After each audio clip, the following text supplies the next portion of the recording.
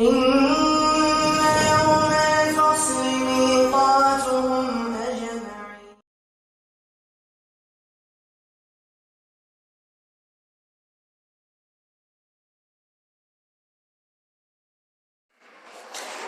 Bismillahirrahmanirrahim. Assalamualaikum warahmatullahi wabarakatuh. Innal hamdalillah nahmaduhu wa nasta'inuhu wa nastaghfiruh wa na'udzu billahi min shururi anfusina wa min sayyiati a'malina. Man yahdihillahu fala mudilla lahu wa man yudlil fala hadiya lahu. Asyhadu an la ilaha illallah wahdahu la syarika lahu wa asyhadu anna Muhammadan 'abduhu wa rasuluh. Allahumma salli ala Muhammad wa ala ali Muhammad kama sallaita ala Ibrahim wa ala ali Ibrahim innaka Hamidum Majid. Allahumma barik ala Muhammad wa ala ali Muhammad kama barakta ala Ibrahim wa ala ali Ibrahim innaka Hamidum Majid. Qala ta'ala ya ayyuhalladzina amanu taqullaha haqqa tuqatih wa la tamutunna illa wa antum muslimun. يا أيها الناس اتقوا ربكم الذي خلقكم من نفس واحدة وخلق منها زوجها وبث منهما رجالا كثيرا ونساء واتقوا الله الذي تساءلون به والأرحام إن الله كان عليكم رقيبا يا أيها الذين آمنوا اتقوا الله وقولوا قولا سديدا يصلح لكم أعمالكم ويغفر لكم ذنوبكم ومن يطع الله ورسوله فقد فاز فوزا عظيما أما بعد فإن أصدق الحديث كتاب الله وخير الهدي هدي محمد صلى الله عليه وعلى آله وسلم وشر الأمور محدثاتها فإن كل محدثة بدعة وكل بدعة ضلالة وكل ضلالة في النار. Ikhwani wa akhwati fillah, saudaraku sekalian kaum muslimin dan muslimat, jamaah salat maghrib Masjid Al-Muhtadin yang senantiasa berharap kebaikan dan rahmat dari Allah Subhanahu wa taala. Alhamdulillah kita bersyukur kepada Allah Subhanahu wa taala atas nikmat yang Allah berikan kepada kita, khususnya adalah pada kesempatan kali ini kita bisa duduk di majelis ilmu, dan mudah-mudahan Allah senantiasa memberikan kepada hati kita kekhusyuan dalam hal-hal yang dapat mendatangkan kebaikan kepada kita di dunia ini dan di akhirat.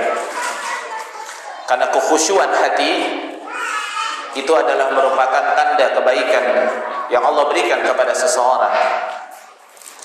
Karena apabila hati manusia ini tidak khusyuk dari beribadah kepada Allah, hati manusia tidak bisa khusyuk dari menuntut ilmu, tidak bisa khusyuk daripada kebaikan-kebaikan yang Allah berikan kepada mereka, dan janji Allah Subhanahu wa taala atas amal soleh yang mereka lakukan, maka ini adalah merupakan musibah yang terbesar. Karena ketika kita beribadah kepada Allah Subhanahu wa taala, harus ada di dalam diri kita al-khusyuk, yaitu senantiasa menanamkan rasa takut kita kepada Allah Subhanahu wa taala, dan juga kekhusyuan hati kita dalam hal-hal yang dengannya seseorang itu bagus dan memperindah dalam ibadah yang dia lakukan kepada Allah Subhanahu wa taala. Dan pada hari ini kita akan mengkaji satu bab daripada ilmu, yaitu tentang kunci ilmu dan kesucian hati. Kunci ilmu dan kesucian hati, yang seharusnya pada hari ini kajian itu diisi oleh Ustadz Jajang Ibnu Hajar hafizahullah, karena beliau berhalangan, dan alhamdulillah Allah berikan kesempatan kepada saya. Pekan kemarin kita bertemu, dan alhamdulillah pekan ini kita bertemu kembali. Ini merupakan nikmat dari Allah Subhanahu wa taala kepada kita semua. Pembahasan tentang kunci ilmu dan kesucian hati ini sebenarnya adalah bab-bab pertama seseorang dalam thalibul ilm, dalam menuntut ilmu. Karena apabila hal tersebut itu tidak ada pada diri seseorang, maka yang ada ilmu yang dia cari atau yang dia dapatkan dan dia raih itu justru menjauhkan dia dari Allah Subhanahu wa taala.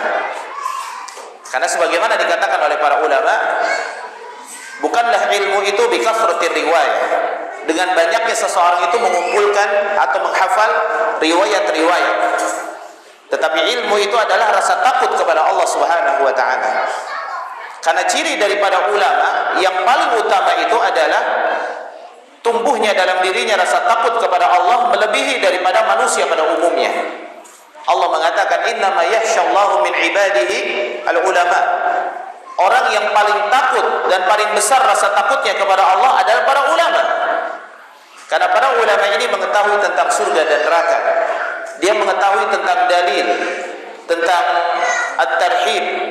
Dia mengetahui juga tentang at-targhib, tentang bagaimana ancaman Allah Subhanahu wa taala dan bagaimana juga tentang janji Allah dari kebaikan-kebaikan. Para ulama ini betul-betul memahaminya. Maka orang yang paling takut kepada Allah itu adalah orang-orang yang berilmu. Maka semakin tinggi rasa takutnya kepada Allah, maka kesuksesan dia dalam menuntut ilmu. Karena kenyataannya banyak orang yang menuntut ilmu bukan bertambah tawadhu'nya, tapi malah bertambah kesombongannya. Dia lebih suka untuk mengkritik keadaan-keadaan manusia daripada keadaan dirinya. Dia lebih sibuk menilai kehidupan orang lain di atas dalil daripada sibuk menilai dirinya apakah dia berada di atas dalil atau tidak. Ya.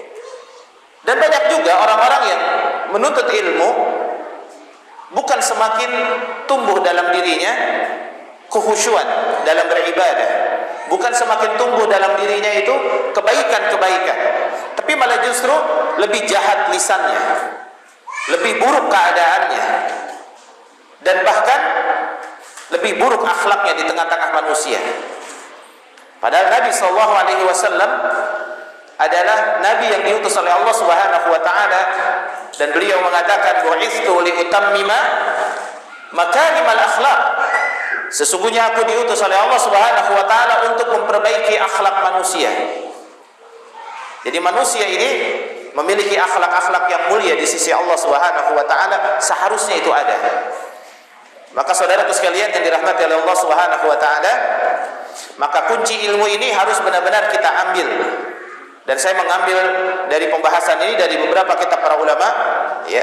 Dan mudah-mudahan kita bisa memahaminya dengan sebaik-baiknya.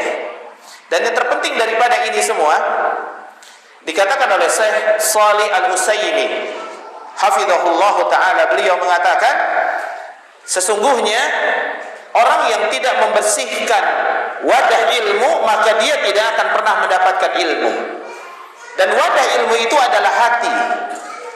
Maka sebersih apa seseorang itu dalam tazkiyatun nufus, membersihkan hatinya dari kedengkian, daripada iri, dari kesombongan, dari memonopoli orang lain, dari ghibah lisannya, dari namimah mengadu domba, segala sesuatu yang dapat membersihkan hati. Maka apabila sebersih apa hati mereka atau kadar dia dalam membersihkan hatinya, maka dengan itulah dia akan mendapatkan ilmu. Jadi semakin kotor hati seseorang, dia tidak akan pernah mendapatkan ilmu sedikit pun. Dia tidak akan pernah mendapatkan ilmu sedikit pun. Maka semakin bersih hati seseorang, maka dia akan semakin Allah tambahkan kepada dirinya untuk menerima ilmu dari Allah Subhanahu wa taala. Walaupun mungkin orang yang kotor hatinya ini memiliki hafalan yang banyak, memiliki hadis ribuan, tetapi kalau tidak memiliki kesucian hati, ya ini pasti akan rusak. Semuanya itu pasti akan rusak. Begitu pula diungkapkan di dalam kitab Khulasah Ta'dimil Ilm, dikatakan bahwa fal ilmu jauharul latif. Sesungguhnya ilmu itu adalah sebuah permata yang tidak akan pernah bisa didapatkan permata tersebut kecuali oleh orang-orang yang bersih hatinya. Jadi ilmu itu adalah untuk diri kita. Kalau ilmu itu lebih banyak untuk orang lain, bukan untuk diri kita, berarti kita tidak sukses dalam menuntut ilmu.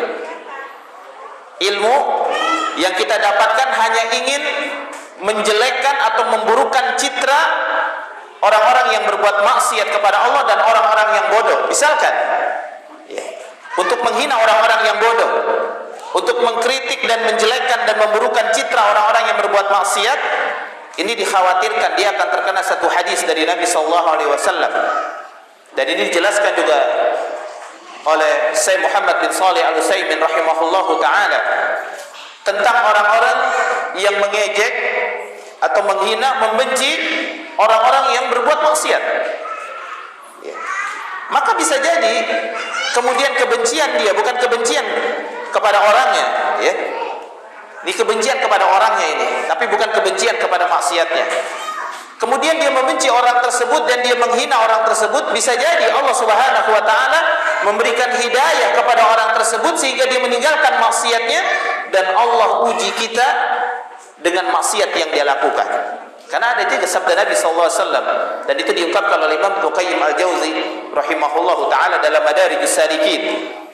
Seseorang yang menghina keburukan orang lain, menghina perbuatan-perbuatan buruk orang lain di tengah-tengah manusia, maka bisa jadi orang tersebut akan mendapatkan hidayah sehingga dia meninggalkan maksiatnya, sedangkan orang yang menghinanya itu akan mendapatkan ujian dari Allah melakukan perbuatan maksiat tersebut. Makanya semakin dalam hati seseorang itu dalam mensucikannya, menumbuhkan rasa takut kepada Allah Subhanahu wa taala, maka akan semakin baik keadaannya dalam menuntut ilmu. Apalagi kita ini adalah sebagai seorang talibul ilmu. Kita semua adalah talibul ilmi. Kita bukan seorang ulama, tapi kita seorang muta'alliman, orang yang menuntut ilmu, orang yang cinta kepada ilmu.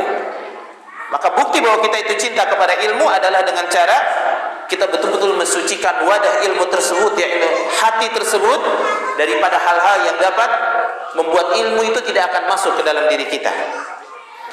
Teringatlah oleh kita daripada perkataan Al-Imam Asy-Syafi'i rahimahullahu ta'ala, dan perkataan ini sudah masyhur. Beliau mengatakan al-ilmu nurun, ilmu itu cahaya, dan cahaya itu tidak akan didapati oleh orang-orang yang berbuat maksiat kepada Allah. Maksudnya adalah maksiat hati, ya. Karena maksiat hati ini sangat besar di sisi Allah Subhanahu wa ta'ala. Seperti maksiat hati itu sombong, merasa diri ar-ra'ahu stagna, merasa diri sudah cukup, merasa diri lebih baik daripada orang lain, merasa diri lebih berada di atas sunnah daripada orang lain, merasa diri lebih mulia kedudukannya di sisi Allah dan lebih bagus ibadahnya daripada orang lain.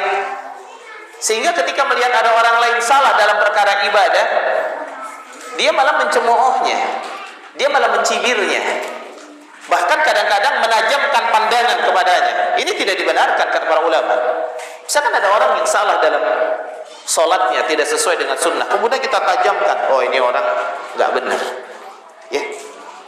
Kemudian kita menjadi hakim di tengah-tengah manusia, padahal kita adalah sama para penuntut ilmu. Bahkan sekarang banyak fenomenanya, para penuntut ilmu menjadi hakim atas para ustadz-ustadznya. Oh, ustadz ini begini, ustadz ini begini, para penuntut ilmu, ya. Maka dikatakan oleh seorang ulama, jangan pernah kita menjadi hakim bagi seorang ulama. Apabila kita memiliki ilmu, maka sebarkan ilmu tersebut. Apabila kita lebih berilmu dari ulama tersebut, sebarkan ilmu kita. Jangan kita sibuk dengan orang lain, kecuali apabila orang lain tersebut secara terang-terangan, secara nyata-nyata menanamkan pemahaman-pemahaman yang menyimpang dari agama. Nah, baru itu berbeda hukumnya, ya.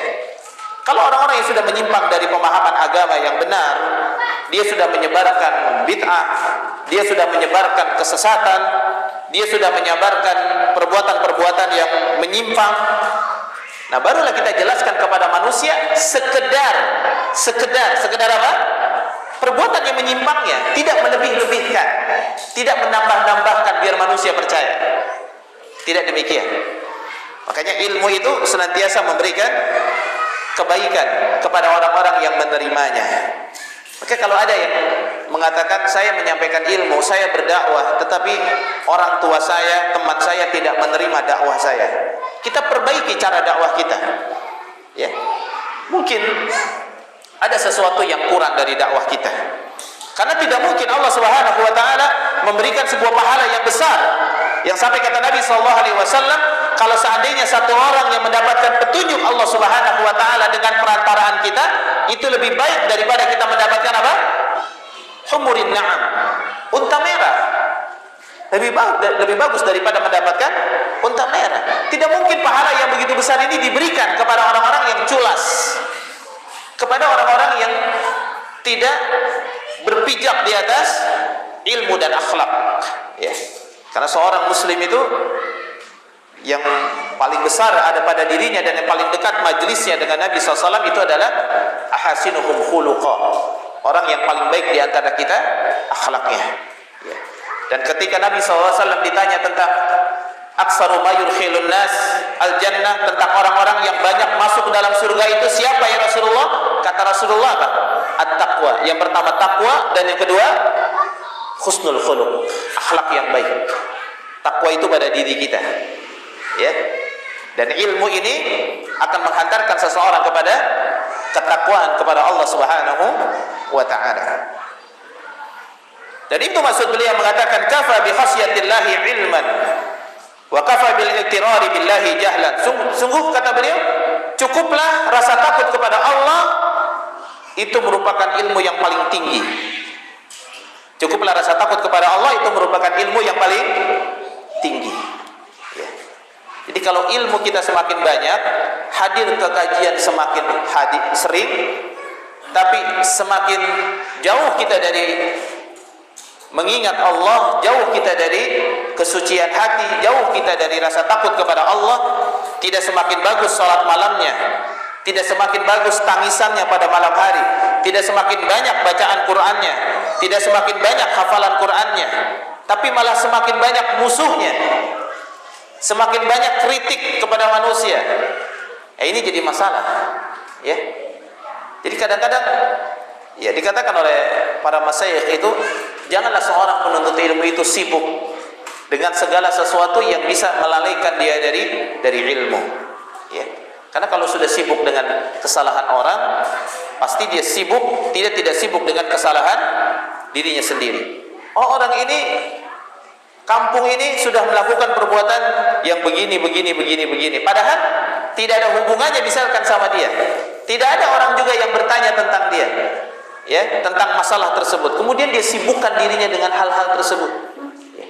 Itu tidak seperti itu para penuntut ilmu. Maka para penuntut ilmu hendaklah dia betul-betul mengetahui tentang kaidah-kaidah daripada sumber ilmu, ya, sehingga dia betul-betul mendapatkan ilmu yang bermanfaat, yaitu rasa takut kepada Allah Subhanahu wa taala, dan sesungguhnya kata beliau, cukuplah merasa aman daripada azab Allah, itu adalah merupakan kebodohan. Kita ini semua akan mati, dan kita semua tidak ada yang aman daripada azab kubur. Siapa yang sudah merasa aman dari azab kubur? Yang merasa aman daripada adab Allah Subhanahu wa taala. Wa may ya'manu bi adabillahi illa qaumul khasirun. Allah mengatakan tidak ada orang yang merasa aman daripada adab Allah kecuali orang-orang yang merugi. Orang yang sesat itu pasti merasa aman daripada adab Allah Subhanahu wa taala. Dan seorang penuntut ilmu, seorang muslim, ya, itu senantiasa menumbuhkan dalam dirinya rasa takut kepada akan datangnya azab Allah secara tiba-tiba. Dan itu dilakukan oleh para salafus saleh. Rasa takut mereka kepada Allah Subhanahu wa taala, mereka tidak pernah merasa aman dengan datangnya adab kepada mereka. Ya, kita lihat saja misalkan ketika Allah Subhanahu wa taala berfirman, ya, salah satu surat, sesungguhnya orang-orang yang beriman itu alladzina amanu wa lam yalbisu imanahum bidzulmin ulaika lahumul amnu wa hum muhtadun. Sesungguhnya orang-orang beriman adalah orang-orang yang tidak mencampurkan keimanan dengan perbuatan zalim. Ini bertanya para sahabat, ya, yang dimaksud dengan zalim ini siapa? Kita ini semua banyak berbuat zalim ya Rasulullah. Ya. Berarti kita tidak akan mendapatkan keamanan dari Allah. Yang dimaksud dengan zalim di sini adalah apa? Kesyirikan kepada Allah. Ini bagaimana kekhawatiran para sahabat kalau seandainya dirinya termasuk daripada orang-orang yang berbuat zalim. Kekhawatiran para sahabat. Maka kata Ibnu Mas'ud radhiyallahu taala anhu, beliau mengatakan, sesungguhnya kami para sahabat Nabi melihat dosa yang besar itu seperti gunung yang akan menimpa kami. Sedangkan ya, kita ini melihat dosa-dosa kecil itu ya biasa-biasa saja, melihat dosa besar ya biasa. Karena banyak mengumpulkan dosa, waliyadzubillah ya. Makanya banyak-banyak bermuhasabah diri, itu adalah ciri daripada orang-orang yang mengikuti manhaj yang benar ya. Yani manhaj para sahabat Nabi radhiyallahu taala anhu. Kemudian yang selanjutnya beliau mengatakan, hendaklah seseorang penuntut ilmu itu membersihkan hatinya daripada dua najis. Membersihkan hatinya dari dua najis. Yang pertama najis subhat, harus dibersihkan. Ya, pilih-pilih dalam menuntut ilmu. Tidak boleh sembarangan kita datang ke semua majelis ilmu. Kita lihat di dalam majelis ilmu tersebut, maqala Allah wa qala Rasul wa qala sahabat. Apa? Dibacakan firman Allah, dibacakan sabda Nabi yang benar, yang sahih, dan kemudian yang ketiga apa? Diucapkan di dalamnya pemahaman para sahabat. Karena orang-orang yang menyebarkan subhat itu, mereka juga berlandaskan Quran dan hadis. Orang-orang Jahmiyah, Mu'tazilah, Khawarij, ya, Syiah, mereka juga mengatakan berlandaskan Al-Quran dan hadis. Hanya saja lihat cara mereka memahami Al-Quran dan hadis, apakah sesuai dengan akal mereka ataukah sesuai dengan apa yang dibawa oleh Nabi SAW dan para sahabatnya. Maka ketika kita mendengar satu hadis, satu ayat, pemahaman terhadap ayat dan hadis tersebut sudah dijelaskan secara lengkap oleh Nabi SAW dan para sahabatnya, tidak mungkin terlewatkan, dan tidak ada kebaikan yang terlewatkan.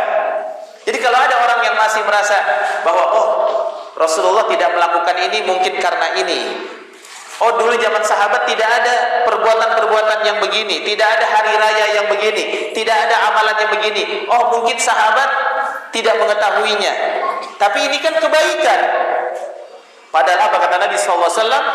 Tidaklah tersisa dari sesuatu yang mendekatkan seseorang kepada surga, menjauhkan dari neraka, kecuali sudah dijelaskan. Jadi tidak ada yang tersisa. Jangan kita memonopoli Nabi, mengatakan Nabi masih kurang, Nabi tidak melakukannya, tapi kan ulama melakukannya. Padahal apa kata Imam Malik? Tidak boleh seseorang berpendapat dengan pendapatku kecuali sampai dia mengetahui dari mana aku mengambilnya. Dan kata Imam Syafi'i, kalau pendapatku sesuai dengan Al-Quran dan hadis, ambil pendapatku. Kalau tidak sesuai, buang ke belakang apa? Ke belakang tembok, buang. Karena kita bukan orang yang ittiba ya kepada ulama, tapi kita ittiba kepada Nabi sallallahu alaihi wasallam. Dan jangan kita juga menyebarkan syubhat. Kalau kita ke majelis ilmu, ambil baiknya, buang buruknya. Kita ini bukan seorang ulama besar yang begitu duduk di majelis ilmu seseorang, dia bisa mengetahui ini baik atau buruk, ini benar atau tidak, hadisnya sahih atau tidak. Karena hati ini bisa jadi tergoda dengan syubhat yang dia lakukan. Makanya bersihkan hati ini daripada syubhat ya. Itu daripada kesyirikan, daripada kekufuran, daripada penyimpangan dalam masalah agama ya. Jauh daripada pemahaman yang benar. Agama ini sesuai dengan apa yang dibawa oleh Nabi sallallahu alaihi wasallam dan para sahabatnya. Itu adalah akidah dan cara beragama yang paling selamat. Karena zaman Imam Bukhari saja sudah banyak orang yang memahami agama itu sesuai dengan akal mereka, itu sudah banyak. Orang-orang Mu'tazilah itu sudah berkeliaran. Zaman Utsman bin Affan, zaman Ali, orang-orang Khawarij sudah berkeliaran.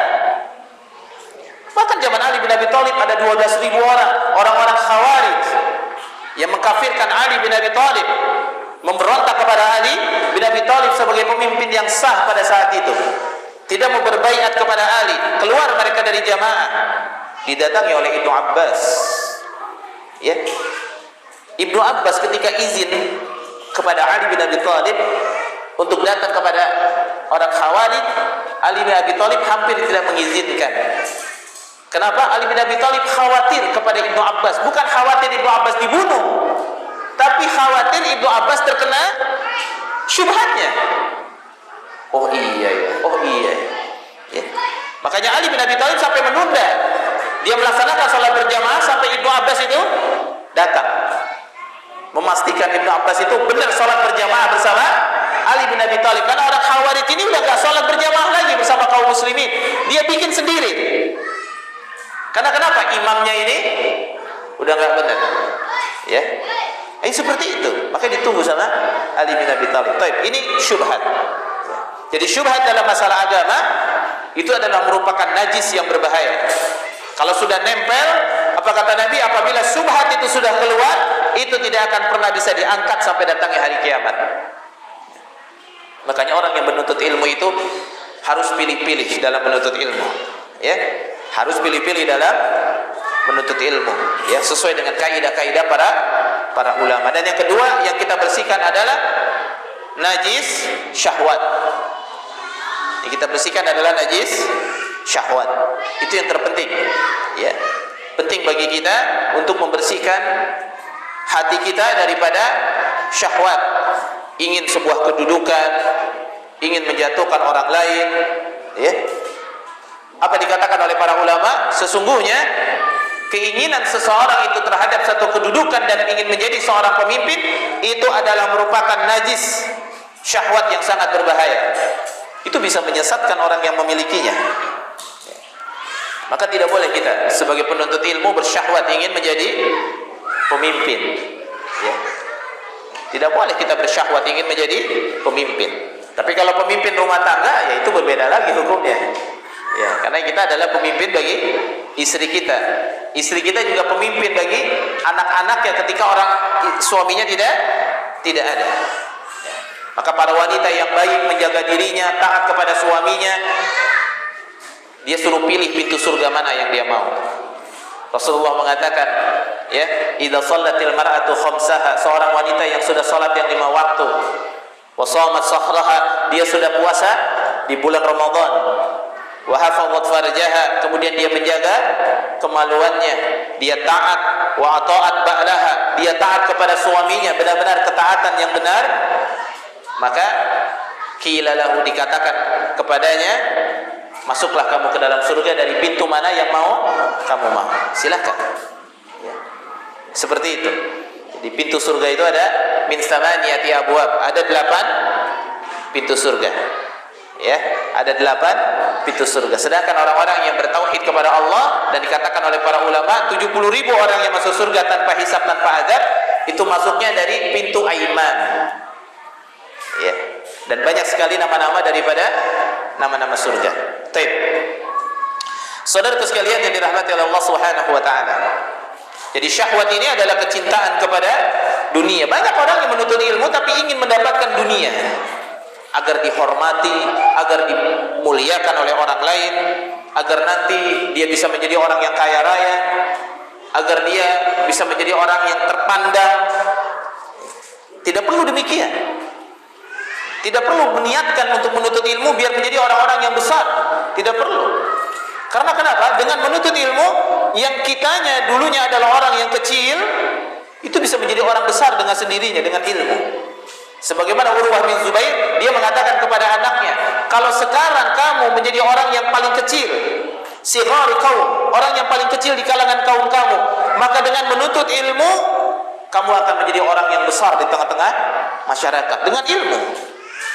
Dan kita lihat sekarang banyak orang-orang yang datang dari kampung-kampung, kemudian dari desa-desa yang kita tidak mengenalnya, ya.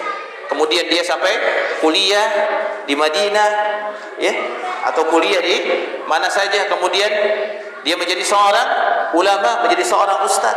Subhanallah. Itulah ilmu, ya. Jadi ilmu itu yang terpenting bagi kita adalah menuntut ilmu, dan ilmu itu adalah keberkahan. Beda-beda. Setiap orang yang menuntut ilmu keberkahannya itu beda-beda. Ya. Itu beda-beda. Saudaraku sekalian, ikhwatal kiram, azanallahu wa iyyakum, ya. Maka bersihkan hati kita daripada najis syahwat. Itu yang sangat berbahaya dan ilmu tidak akan pernah kita dapatkan. Kalaupun banyak hafalannya, ingin disebut sebagai hufaz. Ya. Jadi kalau begitu dia dipanggil, namanya harus ada disematkan di dalamnya al-hafiz. Misalkan, ya, kalau nggak disebut al-hafiz, nggak mau dia. Ya. Saya udah hafal 30 juz, sebut saya Al-Hafiz. Ya. Makanya kita dalam memuji segala sesuatu tidak boleh berlebihan, sesuai dengan sunnah, ya, seperti itu.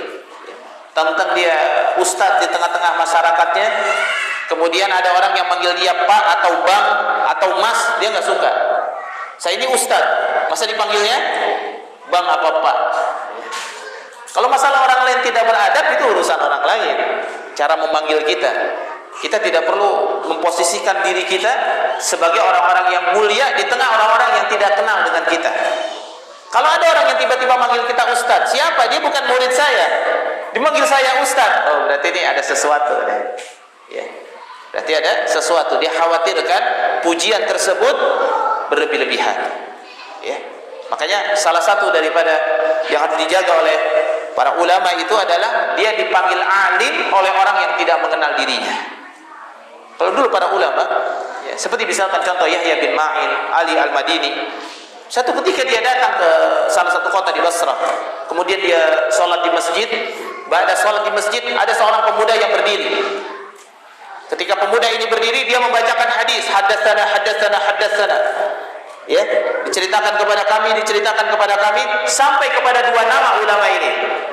Ini Yahya bin Ma'in dengan Ali Al-Madini lagi duduk di majelis itu. Nggak ada orang yang mengenal dia. Nggak ada satupun orang yang mengenal dia. Maka kemudian sampai haddatsana Yahya bin Ma'in. Ya, dibacakan hadis dengan riwayatnya, dengan sanad-sanad yang begitu panjang, dan pemuda ini mengatakan dia mendapatkannya daripada Yahya bin Ma'in. Kemudian Ali Al-Madini dia nyolek Yahya bin Ma'in. Kamu meriwayatkan hadis ini? Enggak, katanya. Saya tidak meriwayatkan hadis ini. Terus kenapa anak muda ini mengatakan bahwa dia dapat dari kamu? Oh, saya enggak tahu. Ya. Berselang berapa lama pemuda ini membacakan lagi, haddatsana Ali Al-Madini. Ya. Rupanya apa? Bukan Yahya bin Ma'in doang, karena ini dua ulama hadis, ahli hadis. Yahya bin Ma'in disebut, Ali Al-Madini juga disebut juga sama dia. Diriwayatkan. Wah, ya sudah, kalau gitu nanti setelah dia selesai kita cross check, kita tanya dia. Dia bukan murid saya, ketemu saya aja nggak pernah, kok ngaku-ngaku dia dapat hadis dari saya. Ini pasti palsu ini hadis. Begitu didatangi, dikatakan, hai anak muda, sini. Kata anak muda ini, kenapa bapak tua? Anda mau dibacakan hadis sama saya? Oh enggak. Ya. Saya mau nanya sama kamu, betul kamu mendapatkan hadis itu dari Yahya bin Ma'in? Betul. Saya bertemu langsung dengan Yahya bin Ma'in. Betul kamu mendapatkan dari Ali Al-Madini? Betul. Saya bertemu langsung dengan ulama dua besar ini. Ya. Siapa yang tidak kenal dengan Yahya bin Ma'in dan Ali Al-Madini, seorang ulama hadis? Tapi mukanya nggak dikenal. Ya.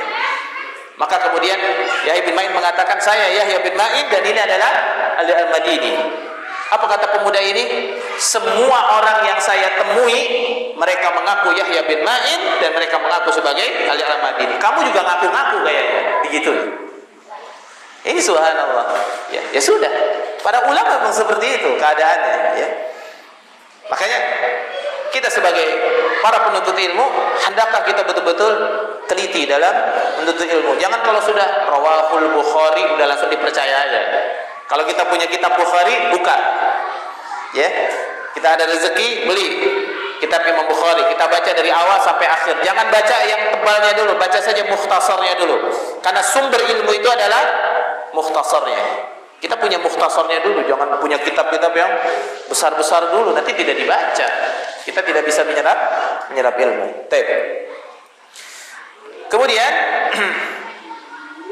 Muhammad bin Shalih Al-Utsaimin rahimahullah taala, beliau mengatakan hal yang harus dimiliki oleh para penuntut ilmu, ya, yang pertama adalah keikhlasan niat.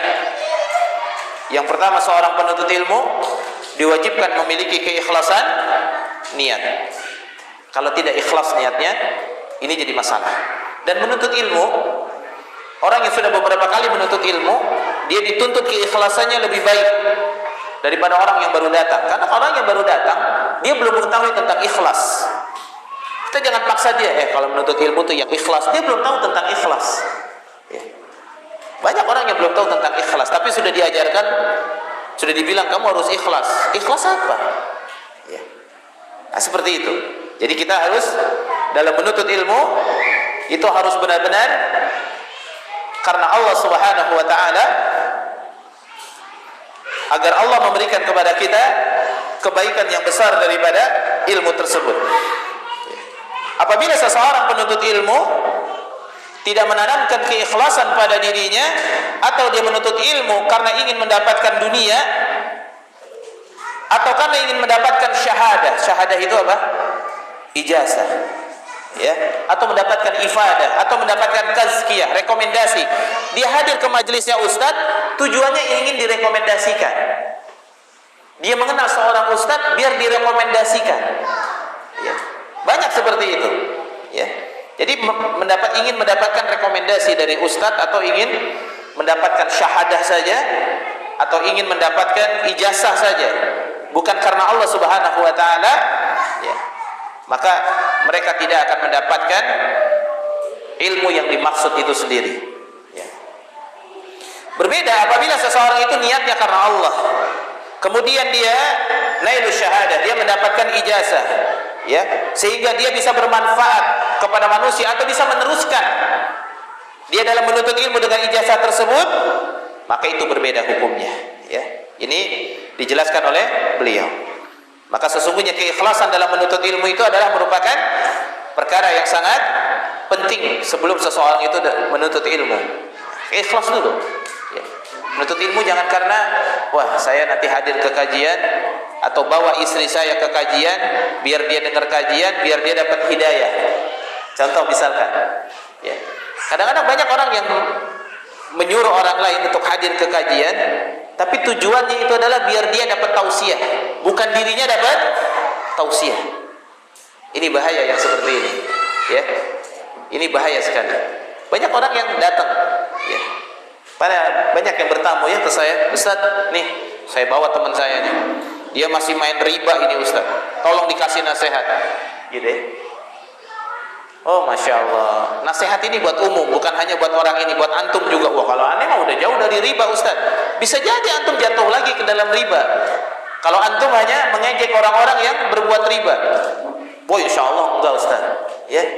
Nah karena dia sering seperti itu, sekarang qadarullah dia riba lagi, ya. Qadarullah dia riba lagi. Dan begitu ana sampaikan, ini tidak boleh akhi, ini tidak boleh. Kata dia, oh sekarang sudah boleh Ustaz, saya mendingan kajiannya ke Ustaz ini yang membolehkan aja. Begitu. Jadi bahaya, ya. Makanya harus benar-benar keikhlasan itu ada dalam diri kita. Yang kedua, raf'ul jahl an nafsihi wa an ghairihi. Tujuan dalam menuntut ilmu itu harus memiliki keinginan mengangkat kebodohan pada dirinya, mengangkat kebodohan pada dirinya dan kebodohan kepada yang ada di selainnya. Itu tujuan kita dalam menuntut ilmu, dan itu harus dicatat baik-baik. Jangan sampai kita menuntut ilmu tapi tujuannya adalah untuk orang lain, bukan untuk kita, untuk melempar kepada orang lain, tapi bukan buat diri kita sendiri. Ilmu itu buat diri dulu, baru buat orang lain, ya, seperti itu. Dan ini adalah merupakan syarat seseorang itu mendapatkan daripada ilmu. Duduk dia di majelis, di halaqah, ya, atau mungkin dia hadir ke kajian-kajian para ustaz, ya, yang ustaz tersebut betul manhajnya benar, salih, akhlaknya bagus, ya, manhajnya juga benar, diikuti oleh dia, ya. Ada kesempatan jalan, jangan dia lihat-lihat, misalkan pilih-pilih, kan sekarang banyak kajian ya, pilih-pilih dia. Oh ini ustaz yang tenar, ya ustaz ya, yang tenar. Maka tidak boleh seseorang, salah satu buruknya adab seseorang kepada ilmu, apa kata para syekh, dia meninggalkan majlis talakinya, ya, untuk hadir ke sebuah majlis yang besarnya. Di talakinya dia tinggalkan, ya. Misalkan ada seorang ustadz kibar datang, dia harus talaki, ada kajian di situ, dia harus menghabiskan satu kitab, dia habiskan, dia selesaikan, ya. Tapi rupanya dia tinggalkan karena ingin hadir misalkan ke sana. Ya sebenarnya bukan tidak boleh, tapi kata para ulama ini termasuk salah satu daripada kurang adabnya seseorang kepada ilmu. Karena kenapa? Ini orang yang suka mencelak-mencelok namanya. Belum selesai bab ini langsung loncat ke sini. Belum selesai ini sudah loncat sini. Ya. Nah, itu tidak benar yang seperti itu dalam menuntut ilmu. Kalau penuntut ilmu itu dia runut, satu masalah dia runut. Karena apa yang disampaikan oleh para ustadz sebenarnya semuanya sama. Hanya saja mungkin intonase, narasi, cara bicara, retorika, atau mungkin kebesaran namanya, itu kadang-kadang yang suka merubah mindset seseorang. Padahal ilmunya yang disampaikan sama. Akhirnya dia meninggalkan majelis talakinya. Seperti itu, pilih-pilih ya. Oh ini yang dekat nih, oh ini yang jauh, ya. Kemudian oh ini tinggalin dulu, ya. Seperti itu. Padahal yang namanya kebaikan ada kesempatan, jalankan. Ya. Dan jangan, kalau bisa jangan izin ke majelis-majelis talaki. Kalau kita sedang talaki misalkan satu kitab, ya kita selesaikan satu kitab itu dari awal sampai akhirnya. Kalau perlu jangan izin. Itu para ulama dulu. Ya. Itu ada satu majelisnya. Orang untuk hadir ke majelisnya itu, kalau mau mendapatkan air di majelisnya itu nggak ada air. Buat buang air nggak ada, buat minum nggak ada. Itu harus berjalan sejauh 2 mil. Dan itu yang hadir ke majelisnya itu sangat banyak. Kalau kita mah alhamdulillah, majelis dapat minum, kasih lagi satu-satu semua. Alhamdulillah. Ya. Seperti itu. Ini sudah enak semuanya, tapi karena fasilitasnya banyak, enak jadinya ya semakin merasa enak. Enggak boleh seperti itu. Ya. Oh, saya mah majelisnya di sana aja. Enak di sana mah ada ininya. Oh, saya di sana aja. Banyak orang-orang yang saya kenal, kalau di sini enggak saya kenal. Ini tertutup ilmu. Jadi untuk mengangkat kebodohan dirinya dan kebodohan selainnya. Kemudian yang ketiga, ad-difa anis syariah, yaitu pembelaan seseorang kepada syariat. Ya, pembelaan seseorang kepada syariat. Ya, harus dia memiliki sifat membela syariat dan membela sunnah. Membela sunnah di sini bukan berarti berdebat dengan manusia, bukan. Orang berilmu itu menghindari debat. Penuntut ilmu itu menghindari debat. Ya. Jauhi yang namanya debat. Kalau ada orang yang melakukan perbuatan-perbuatan yang menyimpang, ya, perbuatan sekedarnya saja kita sampaikan, oh ini tidak benar, yang seperti ini tidak benar. Kalau dia mendebat kita, ya sudah. Ya. Kalau memang kita tahu ilmunya, silahkan saja. Ya. Kalau kita bisa merubah keadaan dirinya dengan debat itu. Tapi kalau tidak bisa merubah dirinya, ya tidak bisa. Tapi ingat dalam masalah mujadalah, wajadilhum billati hiya ahsan. Berdialog dengan cara yang baik. Ingin menyampaikan ilmu, bukan ingin menjatuhkan dirinya, bukan.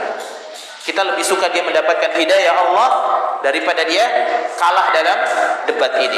Enggak apa-apa kamu menang dalam debat, tapi kamu mendapatkan hidayah Allah Subhanahu wa taala. Itu lebih baik, lebih bermanfaat buat kita. Baik. Kemudian yang keempat, rihadatus sadr fi masailil khilaf. Ini penting. Berlapang dada dalam masalah-masalah khilaf, perbedaan. Berlapang dada dalam masalah khilaf yang ada di kalangan para ulama. Ya. Kita harus berlapang dada. Ada yang kunut subuh, ada yang tidak kunut subuh. Ada nggak para ulama salaf yang kunut subuh? Imam Syafi'i melakukan kunut subuh. Ya. Ada nggak yang tidak kunut subuh yang mengatakan kunut subuh bid'ah? Ada. Tapi di dalam menuntut ilmu, kita itu bukan mencari perbedaan. Jangan kita sibuk dengan perbedaan para ulama. Kita ambil daripada ilmu itu yang paling baiknya. Yang paling baiknya kita ambil. Ma hawal ilmu jami'an ahadun la malau ma rasahu alfasana. Kata para ulama, enggak bisa yang namanya ilmu itu diambil oleh seseorang walaupun dia menuntutnya selama 1000 tahun. Ilmu itu kabahrin tafut ya falyakhudh minhu ahsana. Seperti lautan yang luas ilmu itu. Ambil yang paling bermanfaat, yang paling berfaedah. Apa yang berfaedah? Oh, saya maunya begini. Saya maunya begini-begini. Ambil yang paling sahih dari dalil-dalilnya. Itu penuntut ilmu. Jadi kalau terjadi perbedaan di kalangan para ulama, ada yang mengatakan bahwa isbal enggak apa-apa. Ada yang mengatakan isbal masuk neraka. Ada yang mengatakan isbal dengan sombong masuk neraka. Ya. Nah, ini kan perbedaan di kalangan para ulama. Kalau begitu apa? Berlapang dada, tapi kita ambil yang paling baik dan yang paling menyelamatkan kita dari neraka. Apa? Dengan cara menaikkan apa? Kain kita di atas mata kaki. Kita ambil yang paling baik. Tapi kalau ada orang misalkan di bawah mata kaki, jangan langsung bukan ahlu sunnah itu. Enggak begitu, bukan saudara saya itu. Udah nggak usah dikasih makanan, udah nggak usah kasih minum. Ya, subhanallah. Ya, maka kita dalam menuntut ilmu itu harus mencari yang paling baiknya. Mana yang paling baiknya? Oh, begini. Oh, begini. Terus ada yang begini, dan dia ada dalil, dan itu terjadi khilaf di kalangan para ulama. Membaca Al-Fatihah ketika imam itu waladhdallin amin. Ada juga yang tidak membaca Al-Fatihah. Ambil yang paling baiknya, yang paling mendekati saya dan menyelamatkan saya, baca Al-Fatihah. Karena ada dalilnya la sholata illa bi Fatihatil kitab. Tidak ada salat kecuali dengan membaca surat Al-Fatihah. Ini kayaknya yang lebih selamat nih, saya ambil. Kalau ada orang yang nggak baca Al-Fatihah, jangan ente kenapa nggak baca Al-Fatihah? Nggak begitu, ya. Jadi itulah cara seseorang itu tapi dalam masalah furu, ya. Dalam masalah furu. Kalau dalam masalah akidah nggak ada perbedaan, ya.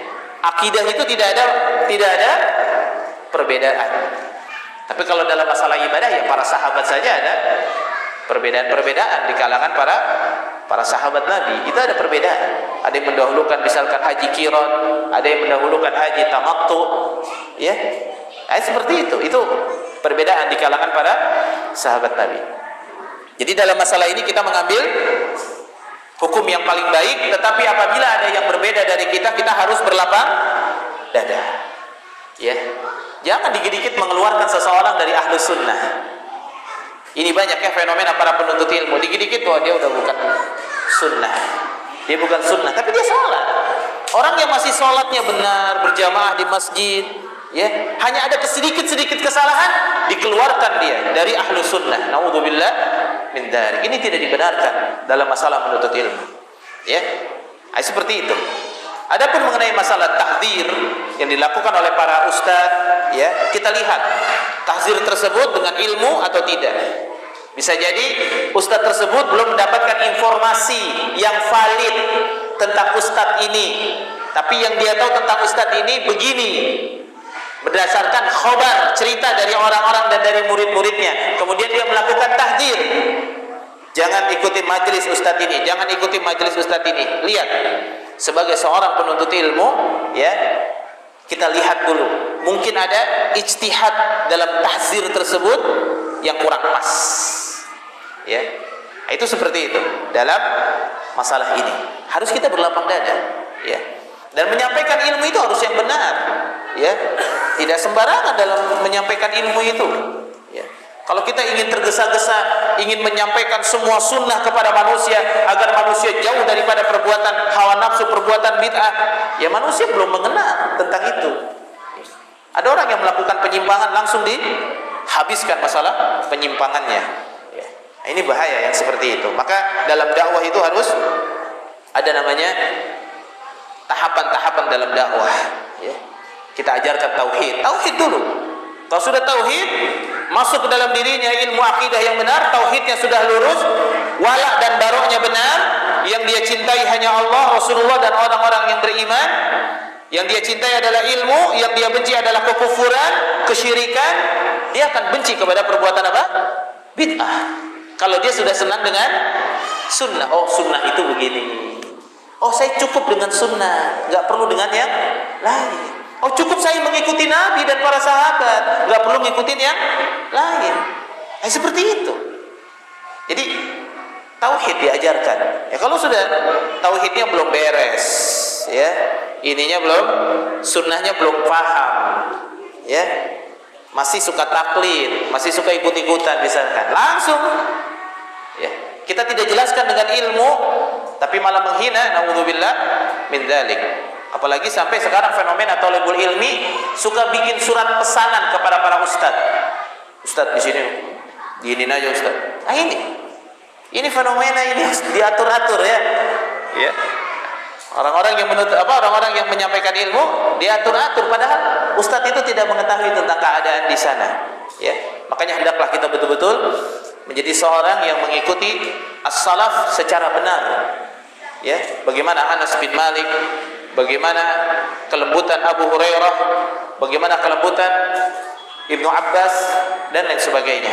Mereka dalam menuntut ilmu dan dalam mengangkat kebodohan dan juga lapangnya mereka dalam menerima perbedaan-perbedaan di tengah masyarakat. Baik. Barakallahu fiik. Azan dulu ya.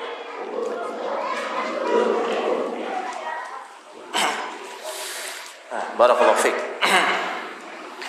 Itu perkara yang keempat. Adapun perkara yang kelima, al-khamis, al-amrul khamis, al-amalu bil ilmi. Hendaklah seorang penuntut ilmu pelan-pelan untuk mengamalkan ilmu yang sudah dia dapatkan. Kemudian yang keenam, agar dia mendapatkan ilmu,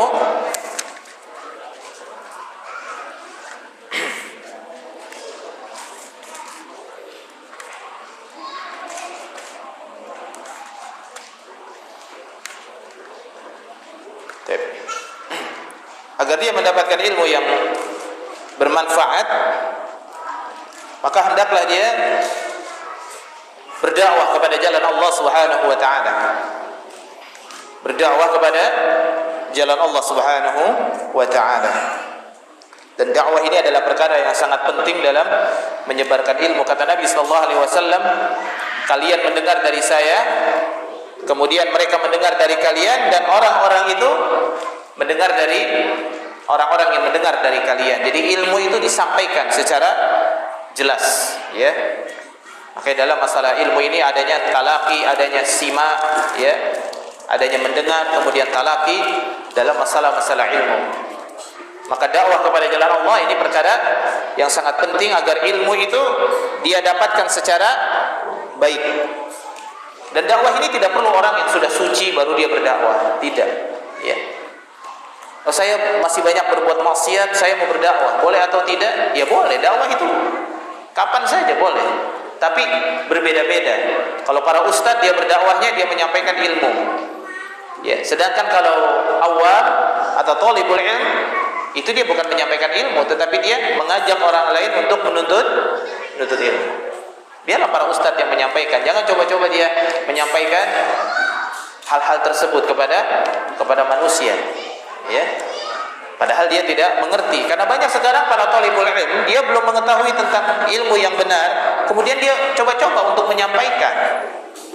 Akhirnya jadi perkataan dirinya, pendapat dirinya, bukan pendapat para ulama, atau pendapat para ulama tapi ulamanya mutaakhirin. Ya, nah, ini tidak kembali kepada pemahaman yang benar dalam masalah menuntut ilmu, apalagi menjelaskan tentang manhaj, harus yang benar. Perkara yang ketujuh, al-hikmah, ya, yaitu seseorang harus memiliki hikmah. Ya. Hikmah itu adalah kebaikan. Ya, kebaikan yang dengannya bertambah kebaikan. Allah mengatakan dalam surat Al-Baqarah ayat 269, yu'til hikmata may yasha wa may yu'tal hikmata faqad utiya khairan katsiran. Allah memberikan hikmah kepada orang yang dikehendakinya, dan siapa yang diberikan hikmah oleh Allah maka dia telah diberikan banyak kebaikan. Jadi ilmu itu diambil hikmahnya, bukan diambil semuanya, bukan, tapi ambil yang paling baik daripada ilmu. Seperti hadir di majelis ini pasti banyak yang hilang, tapi ada sedikit yang kita ambil. Itu ilmu yang sebenarnya kita bisa bawa kemana-mana. Kemudian perkara yang ke-8, ya. Perkara yang ke-8, ayyakuna talibul ilmi sabirun ala ta'allum. Hendaklah seorang penuntut ilmu sabar dalam menuntut ilmu. Jangan mencelak-mencelok. Sabar dia dalam menuntut ilmu. Dia belajar matan al-jurumiyah, dia pelajari dulu sehingga dia mengetahui itu tentang isim, fi'il, huruf. Ya, dia paham.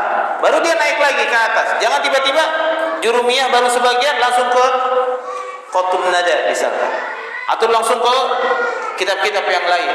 Ya, jadi kemana-mana nanti. Apalagi dalam masalah akidah, belum selesai kitab tauhid sudah loncat lagi ke yang lain.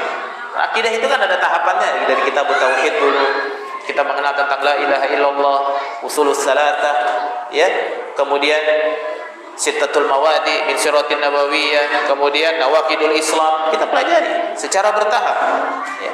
Jangan langsung mencelok-mencelok, ya, dalam menuntut ilmu, nanti akidahnya enggak lurus.